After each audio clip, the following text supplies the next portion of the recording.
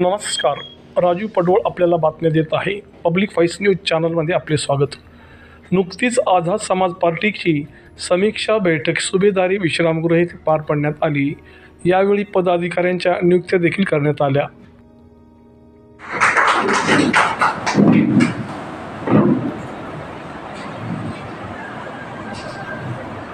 प्रभारीपदी नियुक्ती करण्यात अशा प्रकारे मराठवाडा सहसचिव.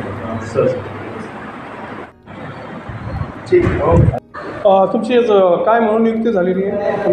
तुमचं नाव सांगा. सर्वांना जय भीम. माझं नाव मिलिंद दिवरा आहे. माझं मराठवाडा सचिव म्हणून नियुक्ती झाली आझाद समाज पार्टी कांशीराम आणि औरंगाबाद जिल्हा प्रभारी. तुमच्यावर आता पद दिलेलं आहे, काय जिम्मेदारी तुमच्यावर असते? माझ्यावर 7 जिल्ह्याची जिम्मेदारी राहणार आहे. 7 जिल्ह्याचे संघटन बांधणी आणि मुख्य औरंगाबाद जिल्ह्याचे सर्व बूथ सेक्टर आणि विधानसभा बांधणीचं काम आमच्याकडे. तर येणाऱ्या निवडणुकाच्या काळात तुमची काय मोर्चेबांधणी असेल? जेवढे जास्त ठिकाणी आम्हाला आमचे उमेदवार उभा करता येईल आणि जेवढं ताकदीनं लढता येईल आणि सर्व समाजाला घेऊन लढता येईल हे आम्ही प्रयत्न करणार आहे. सर्व समाज एकवटून लढेल. ह्या म्हणजे भांडवलशाही विरुद्ध आपला लढा आहे आणि ही जी यांनी हुकुमशाही जी लावलेली आहे ह्या हुकुमशाहीला पाडण्याचं काम आम्ही करणार आहे. आज औरंगाबाद शहराची अवस्था संभाजीनगरची अशी झाली की झोपडपट्ट्या पाडत आहेत, अतिक्रमणे पाडत आहेत. त्या संदर्भात आपला पक्ष काही भूमिका घेणार? आम्ही निवेदन दिलेलं आहे कलेक्टर ऑफिसला या संदर्भात की जे लोक ज्यांच्या पिढ्यानुपिढ्या त्या ठिकाणी राहिल्या, ज्यांचे घर संसार तिथून सुरुवात झाले पण आज अचानकच त्यांनी त्या घर संसारावर हातोडा चालवला, तर हा त्यांच्यावर अन्याय आहे. यालाच हुकुमशाही म्हणतात आणि हेच सर्व समाजाला कळायला पाहिजे की आता जे चालू आहे ही हुकुमशाही चालू आहे. मुळात हे लोकशाहीचं कुठेच हे नाही. पूर्ण नाव सांगा. माझं नाव मिलिंद प्रभाकर हिवरा आहे.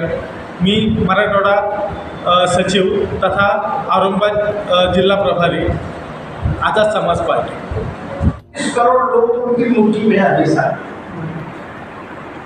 मेरे भाई ये काम कब से कर रहे हो आप? कि मैं सब 12 साल का था तब से काम कर रहा हूँ. आप देख रहे कितना डेडिकेशन है, कितना समर्पण है.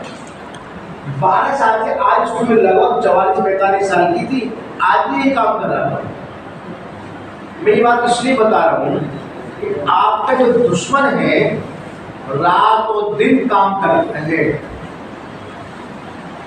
365 दिन लगातार वो फील्ड में जाके काम करता है और उनकी सरकार भी है, केंद्र में सरकार है, राज्यों में सरकार है. आप बताओ क्या एक साल में 100 दिन भी काम करते होंगे? 60 दिन भी करते होंगे? अब सीधी सी बात है, जो ज्यादा काम करेगा उसकी सरकार बनेगी, जो काम नहीं करेगा तो कुछ होने वाला नहीं है. तो मैं इसलिए उनकी एग्जाम्पल दे के बात बताया कि 12 साल से ये काम पूरी से मैं शादी भी नहीं करना चाहता था. ऐसे बहुत सारे लोग हैं अवैध काम कर रहे हैं. वो अपने संस्कृति के प्रति जागरूक है. उनकी संस्कृति क्या है? इस देश में हिंदू राष्ट्र की स्थापना करना. उनकी संस्कृति क्या है? भारतीय संविधान की समीक्षा करना. उनकी संस्कृति क्या है? नियत क्या है? देश की संसद को भारतीय हिंदू संसद बनाना, आरक्षण की समीक्षा करना, आपके पेट में लात मारना, रोटी रोजी खत्म करना. ये लगातार काम जारी है.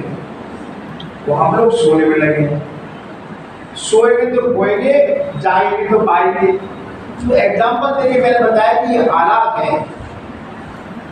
काशीराम साहब भी कहते थे जिसकी सरकार होती है केंद्र में उनकी बहन बेटी की तरफ कोई आंख डाल नहीं दे सकता. और हमारी सरकार नहीं है तो हमारी बहन बेटी का बदतमीजी होती नहीं होती है. एक दिन बता दो कोई अखबार पढ़ के जिसमें नहीं निकलती हो कि आज वहाँ रेप हुआ, आज ये हुआ, आज मूछें रखी तो उसकी पिटाई की, आज घोड़े बैठ के दूल्हा निकल के जा रहा दलित उसकी पिटाई की। क्यों? क्योंकि आपकी ताकत नहीं है, ना केंद्र में ताकत है ना राज्य में ताकत है। तो ताकत वाले लोगों को जो ताकत वाले लोगों को पूछते हैं, कमजोर लोगों को पूछने वाला नहीं। इसलिए परम बाबा साहब डॉक्टर अम्बेडकर आपको ताकत वाला बनाने के लिए एक वोट का अधिकार दिया है ना। एक वोट की जो ताकत है वो राष्ट्रपति की वही है और मूछी मारा भाई है रिक्शा चलाने वाले वही है कि नहीं बराबर। तो उस ताकत के बल पर आप बहुत कुछ कर सकते हैं, लेकिन हमने ईमानदारी के साथ वोट की ताकत को समझा ही नहीं। और चुनाव में नारा लगा लेते हैं लोग, चुनाव होता है हमारे लोग, जो पिलाएगा देसी उसकी वोट कैसी। देसी समझते हैं, बहुत घटिया जरा होगी। जो पिलाएगा देसी उसकी वोट कैसी, और जो पिलाएगा रम उसकी वोट कम, और जो पिलाएगा बिस्सी सारी वोट उसकी। भाग बाबा साहब है ना। तो लालचों से हमको दूर रहना है, स्वाभिमान के साथ जीना है, अपने नीले झंडे वाली पार्टी की उसको ताकत बनानी है। अभी हमने विधानसभा का चुनाव लड़ा, हम कुछ ही वोटों से आले पटल हमारे अमरावती आगे अगर जीत जाते तो और ताकत बनती। तो इसलिए आपको संकल्प लेना है कि नगर सेवक का, नगर पालिका का, पंचायत या ग्राम पंचायत का जो चुनाव होना है, उस चुनाव में किसी भी हालत में आजाद समाज पार्टी को यहाँ पर मजबूत करना है।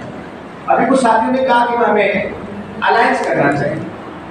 अलायंस डिपेंड करता है हमारी कंडीशन पर या उनकी कंडीशन पर, जिसके साथ करेंगे। यदि उनको हमारी कंडीशन पसंद है, हमें उनकी पसंद है, तो बात बनेगी। यद्यपि बात हमारी जारी है, अलायंस होता है तो अच्छी बात है, हम ज़्यादा सीटें जीतेंगे। नहीं होता तो फिर भी तैयार रहना है, ऐसा नहीं कि अलायंस नहीं होगा तो आप कैसे रहेंगे। तो इसके लिए हम जारी हैं। अभी भी मेरे भाई चंद्रशेखर जी पर भी मैं कोशिश की बात करने की, मेरी बात नहीं हो पाई। मैं तो पूछा चाहता था भाई क्या करना है, तो काम वो भी हमारा जारी है, उसमें हम लोग लगे हैं, लेकिन आपको भी सेना तैयार करनी पड़ेगी। काशीराम महाराज प्रदेश के तत्वाधान में ये हमारा जिला औरंगाबाद और शहर के जिम्मेदार साथियों की बैठक थी, और उसमें 2-3 जो प्रमुख रूप से जो निर्णय हैं वो लिए गए। पहली बात तो ये कि आने वाले जो अक्टूबर में जो चुनाव है, उस चुनाव में आजाद समाज पार्टी पूरी ताकत के साथ यहाँ पर चुनाव लड़ेगी। एक तो निर्णय ये लिया गया। दूसरा निर्णय लिया कि जहाँ हमारे जो साथी जो जिला में काम कर रहे हैं, विधानसभा काम कर रहे हैं या विभाग में काम कर रहे हैं, वो बहुत जल्दी जो कमेटियाँ अभी कुछ कंप्लीट नहीं है उनको पूरा करने का काम करेंगे, ये निर्णय लिया गया। साथ साथ हमने पूरे औरंगाबाद में सदस्यता अभियान चला रखा है। अभी हमारी पार्टी सदस्यता अभियान चला रही है। तो और जहाँ हमारे मतदाता नहीं बने हैं, तो हमारे जो पदाधिकारी हैं एक अभियान चलाकर हम वोटर लिस्ट में जिनका नाम नहीं 18 साल की हो गई है उसको पूरा करने का काम करेंगे। ये तमाम निर्णय आज हमने जिला के पदाधिकारियों के सामने, शहर के पदाधिकारियों के सामने हमने लेने का काम किया है। अभी जो महानगर पालिका अभी 2-3 महीने में इलेक्शन होने वाला है, तो उसके बारे में दलित और मुस्लिम का आपने अभी बताया कि भाई इतने टक्के, तो इनको किस तरीके से आप लड़ेंगे? अभी फैसला इनको कोई पार्टी और लीड कर रही है अभी हमारे ये एजेंडे में है कि हम लोग यहाँ पर अलायंस से लड़ेंगे, ऐसा हमारे दिमाग में है।